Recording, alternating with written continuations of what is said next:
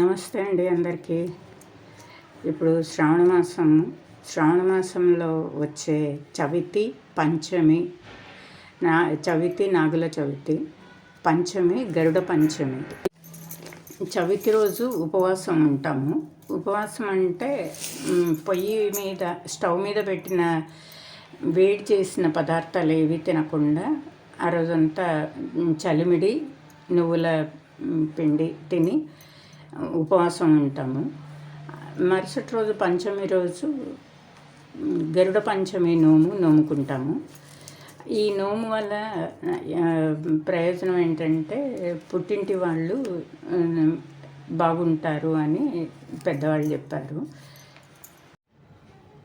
ఈ గరుడ పంచమి నోముకోవడము వలన పుట్టింటి వాళ్ళు అంతా బాగుండాలి అని నోముకుంటారు. దీనికి ఒక చిన్న కథ ఉందండి. ఆ కథ మీకు చెప్పాలనుకుంటున్నాను. అనగనగా ఒక ఊరిలో, ఒక పల్లెటూరులో ఒక వృద్ధ దంపతులు ఉంటారు. వాళ్లకు 7 మంది కొడుకులు, ఒక కూతురు ఉంటుంది. ఆ కూతురు పేరు అన్నలక్కమ్మ. ఈ కథ పేరు కూడా అన్నలక్కమ్మ కథ అని అంటారు. ఈ కథ నాకు మా నాన్నమ్మ చెప్పారు. మేము నోముకునేటప్పుడు చెప్పారు. ఈ 7 మంది అన్నలు, ఒకటే చెల్లెలు ఉంటారు. వాళ్ళు వాళ్ళ అమ్మ నాన్న వాళ్ళ కొడుకులను పిలిచి, మాకు వయసు అయిపోతుంది, మీరు ఒక్కగానొక్క చెల్లెలకి మంచి వివాహం చేసి ఆమెను ఏ కష్టం లేకుండా చూసుకోండి అని చెప్తారు. కొన్ని రోజులకు వాళ్ళు పెద్దవాళ్ళు అయిపోయి ముక్తి పొందుతారు. అప్పుడు ఈ అన్నగారులు సరే కొన్ని రోజులు ఆమె కోసం, వరుడి కోసం వెతికి ఒక పేద వ్యక్తికి ఇచ్చి పెళ్లి చేస్తారనమాట. వాళ్ళ ఊరికి, ఈ అన్నలక్కమ్మ అత్తగారింటికి, వీళ్ళ అన్నల వాళ్ళ ఊరికి మధ్యలో ఒక బావి ఉంటుంది, చేదుడు బావి. ఆ ఊరి వాళ్ళు ఈ బావి దగ్గరికే వచ్చి మంచినీళ్ళు తీసుకోవాలి. ఈ ఊరి వాళ్ళు కూడా ఆ బావి దగ్గరికే వచ్చి మంచినీళ్ళు తీసుకుంటూ ఉండాలి. అలా ఉంటే ప్రతిరోజు అన్నలక్కమ్మ వాళ్ళ అన్నగారుల క్షేమమును అడిగి కనుక్కుంటూ ఉంటుందన్నమాట. ఈమె కొంచెం పేదరాళ్ళు కదా అని అన్నలు సరిగ్గా పలకరించేవాళ్ళు కాదు. కాకపోతే ఈమె మాత్రం వాళ్ళ యోగక్షేమాలు కనుక్కుంటూ ఉండేది. ఒకరోజు ఇట్లే గరుడ పంచమి నాగుల చవితి వస్తుంది. నాగుల చవితి వస్తే సరే ఏమన్నా కానీ అన్నవాళ్ళు పలకరించకున్నా సరే నేను వెళ్ళి వాళ్ళ యోగక్షేమాలు కనుక్కొని వాళ్ళకు ఈరోజు నాగుల చవితి ఉపవాసం ఉండండి అని చెప్దామని వాళ్ళ పుట్టింటికి వచ్చి, అన్నలు మీరు ఈరోజు ఎక్కడికి వెళ్ళకండి, పొలాలు దున్నకండి, పొలం పనులు ఏవి పనులు చేయకండి అని అన్నలకు చెప్పి, వదినలకు మీరు కూడా ఇల్లు అవంతా సున్నాలు వేసుకొని రంధ్రాలు ఉంటే పూడ్చి అలాంటివన్నీ చెయ్యొద్దండి అని చెప్పేసి వెళ్తుందన్నమాట. వెళ్తే అప్పుడు అన్నగారులు వదినగారులు ఏం చేస్తారు, ఈమె పేదరాలు కదా, ఈమె మాట వినడం ఎందుకు, మన ఇష్టం వచ్చినట్టు మనం చేసుకుందాం అని చెప్పేసి అన్నవాళ్ళు అంతా వ్యవసాయం చేయడానికి కావాల్సిన వస్తువులన్నీ, పరికరాలన్నీ తీసుకొని వ్యవసాయానికి వాళ్ళు వెళ్తారు. ఈ వదిన వాళ్ళు కూడా అన్ని రంధ్రాలు, ఎక్కడెక్కడ రంధ్రాలు ఉంటే, అప్పుడు పూర్వకాలంలో అప్పుడు ఇట్లా సిమెంటు ఇళ్ళు అవి ఉండేవి కాదు. అప్పుడు మట్టితో చేసినవి కాబట్టి అప్పుడప్పుడు రంధ్రాలు పడుతూ ఉంటాయి. అందుకనే ఆ రంధ్రాలన్నీ బూడ్ చేసి సున్నం వేసుకొని ఇల్లు వాకిలు అలుక్కొని అన్నగారులు అందరూ కలిసి వ్యవసాయానికి వెళ్ళారు కదా. అక్కడ పొలం దున్నుతూ ఉంటారు. అప్పుడు అక్కడ ఒక పెద్ద పుట్ట ఉంటుంది. ఆ పుట్టను కూడా వాళ్ళు అది చూసుకోకుండా దాన్ని కూడా దున్నితే అందులో సర్పము, పెద్ద 7 శిరస్సుల సర్పం ఉంటుంది. ఆ సర్పము బయటికి వచ్చేసి వీళ్ళ ఊరిలోకి వచ్చి అన్నీ వెతుకుతూ ఉంటుంది, ఎక్కడ రంధ్రాలు ఉంటే అక్కడ దాచుకుందామని. వీళ్ళకు ఎక్కడ దారి లేక అక్కడ అన్నలక్కమ్మ వాళ్ళ అన్న వదినలు రాత్రి కరెంటు ఉండదు కదా, కరెంటు పూర్వకాలం కాబట్టి కరెంటు ఉండేది కాదు. వాళ్ళు ఏం చేస్తారు, రాత్రి అన్ని రోలు, పెద్ద రోలు ఉంటుంది, ఆ రోలు రోకలి అన్నీ క్లీన్ చేసి పెట్టుకొని ఉంటారు. దాంతో వాళ్ళు అది ఒక పెద్ద రంధ్రం అనుకొని చెప్పేసి ఈ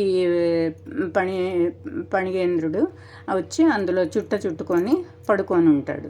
పడుకొని ఉంటే ఈ నెక్స్ట్ డే చవితి వస్తుంది. చవితి వస్తే ఆ రోజు వీళ్ళందరూ కలిసి 7 మంది అన్నగారులు 7 మంది వదినలు కలిసి 7 చాటల నువ్వులు 7 చాటల బెల్లము అన్నీ వేసి అందులో వేసి దంచుతారు. దంచంగానే అక్కడ దాంట్లో ఉండే సర్పం అంతా అందులో మిళితమైపోతుంది. అప్పుడు అది వాళ్ళు ఏమీ గమనించకోరనమాట. దాన్ని ఆ ముద్దలుగా చేసుకొని తలా ఒక్కొక్కటని వాళ్ళు పుట్టకెళ్ళి పూజ చేసుకొని అన్నీ చేసుకొని వస్తారు. వచ్చి ఉపవాసం కదా అని నువ్వుల ఉంట ఇది చలిమిడి ఉంట తిందామని, సరే అన్నలక్కమ్మ ఇలా వస్తుంది కదా పండగ అని చెప్పేసి ఆమెకు ఒక 2 ముద్దలు అట్లా పక్కకు పెట్టేసి వీళ్ళు అవి నువ్వుల ఉంట చలిమిడి ఉంట తింటారు. తినేసి అట్లే మత్తుగా పడిపోతారు. నెక్స్ట్ డే పంచమి వస్తుంది కదా, పంచమి రోజు ఈ అన్నలక్కమ్మ తన ఇంట్లో పుట్టకెళ్ళి ఆమె పాలు పోసేసి ఆమె ఉపవాసం ఉంటుంది ముందు రోజు. నెక్స్ట్ డే పంచమి రోజు గరుడ పంచమి నోముకొని బావి దగ్గరికి మంచినీళ్ళ కోసం వస్తుంది. అప్పుడు అందరినీ అడుగుతుంది, వాళ్ళ ఆ ఊరికి నుంచి వచ్చిన వాళ్ళను అడుగుతుంది, ఏమమ్మా మా అన్న వాళ్ళు లేచారా, ఎలా చేసుకున్నారు నాగుల చవితి అని అడిగితే, ఏమో అమ్మ మీ అన్న వాళ్ళ ఇల్లు తలుపులు వేసినట్టే ఉన్నాయి, ఎవరు పాచికసు కూడా తోసుకోలేదు, ఎవరు బయటికి రాలేదు, ఏమో మరి తెలియదు అని అంటారు వాళ్ళు. అంటే సరే అన్నలక్కమ్మ ఏం చేస్తుంది, ఏం చూసొద్దాము ఎందుకు అట్లా ఉన్నారు అని చెప్పేసి ఆమె వస్తుంది. వచ్చి చూస్తే తలుపులు వేసినట్టే ఉంటాయి. ఎందుకబ్బా ఇట్లా అయింది అని చుట్టుపక్కల వాళ్ళ సహాయంతో తలుపులు పగలగొట్టి లోపలికి వెళ్ళి చూస్తే ఇక్కడ వాళ్ళు అక్కడ పడిపోయి ఉంటారనమాట. ఏమైంది ఇట్లా అయింది అని ఆమె బాధపడుతూ పక్కన అవి నువ్వుల ఉంట చలిమిడి ఉంటే అవి తీసి చూస్తే అందులో పామువి అంత శరీరము అంతా కనిపిస్తాయి అన్నమాట. కనిపిస్తే అయ్యో వీళ్ళు ఎంత తప్పు పని చేశారు, వీళ్ళు ఎట్లా నేను వద్దని చెప్పినా కూడా వీళ్ళు ఇలా చేశారే అయ్యో అనుకుంటూ ఆమె చాలా బాధపడుకుంటూ పుట్టిల్లంతా ఇట్లా అయిపోయింది అని బాధపడుకుంటూ తాను నోముకున్న పణిగౌరి అమ్మవారిని తలపై పెట్టుకొని ఏడుస్తూ అట్లే అడవిలోకి వెళ్ళిపోతుంది. అడవుల్లో పట్టుకొని తిరుగుతూ ఉంటుంది.